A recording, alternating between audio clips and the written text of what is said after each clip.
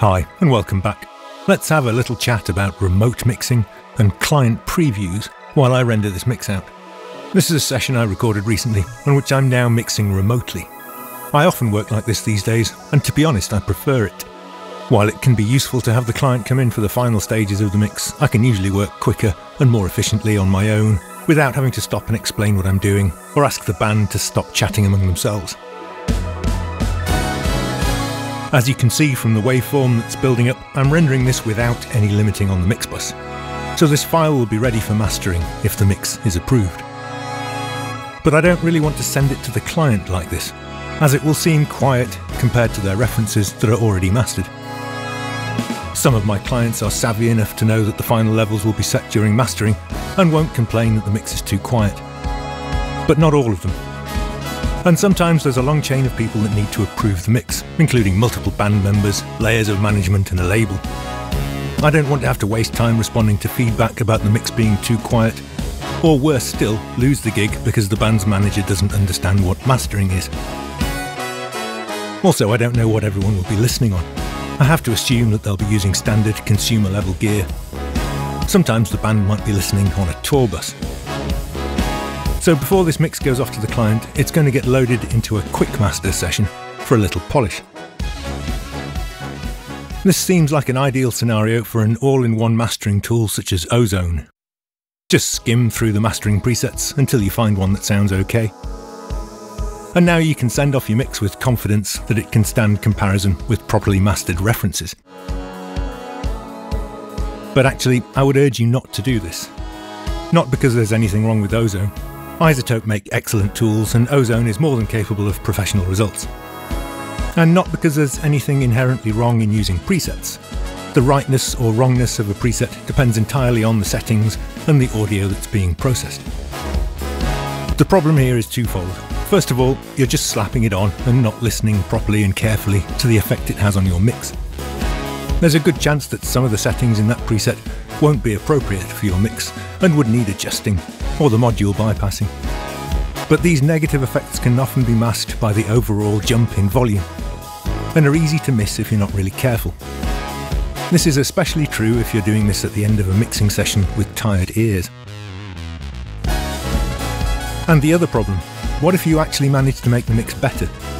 If you're applying multiband processing, enhancement, stereo widening, saturation and so on, this isn't your mix anymore. Let's say the client approves it, but then goes for mastering, and the mix you provide for mastering doesn't sound the same. Probably the mastering engineer will be able to recreate what your quick mastering did and make the client happy again. But the client's impression will be that actually the mix wasn't as good as they first thought and needed fixing at the mastering stage. If your mix needs this kind of enhancement to compete with mastered material, it means your mix probably isn't ready yet. You should always aim to get the mix sounding right in every detail except final loudness, and not rely on mastering to take you the final step. So if necessary, feel free to carefully add some of this kind of processing to the mix bus at the mix stage instead. You actually have an important advantage over the mastering engineer in this respect, as you can tweak the mix that's feeding the processing. If a bit of stereo widening helps the mix, but leaves the vocals seeming a bit too quiet, you can fix this quickly and easily without having to compromise.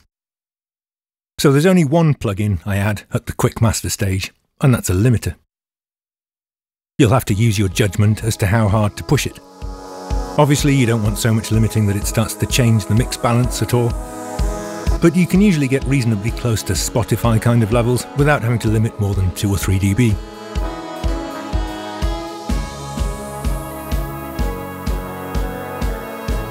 Okay, now I can render it out. So what should my output format be? I often just bounce these out as MP3s, especially if I know the band are on tour. I don't want to force them to download 24-bit WAV files, and I want to be confident that the files will play on any device. However, sometimes I provide WAVs as well, especially if there's a video editor who wants to start lining up his or her footage. MP3 isn't ideal in that case, as the timings can change slightly compared to the WAV file. In that case, I'll bounce the files out as 24-bit WAVs again, and then use Reaper's batch file converter to create MP3s as well. Okay, now what happens when the client gets back to you and asks for revisions? In fact, the mix you saw me render earlier was mix number 2, with a few minor tweaks. Let's pull this into the session on an adjacent track. And before I bounce out mix 2, I'm going to level match it with mix 1. The Sws Loudness Extension makes this really quick and easy.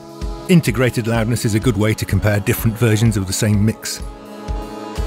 And I'll then tweak levels if needed so that mix 2 is matched to within less than half a dB or so of mix 1. This has 2 advantages. First of all, it allows me to do a sanity check before sending off this revision.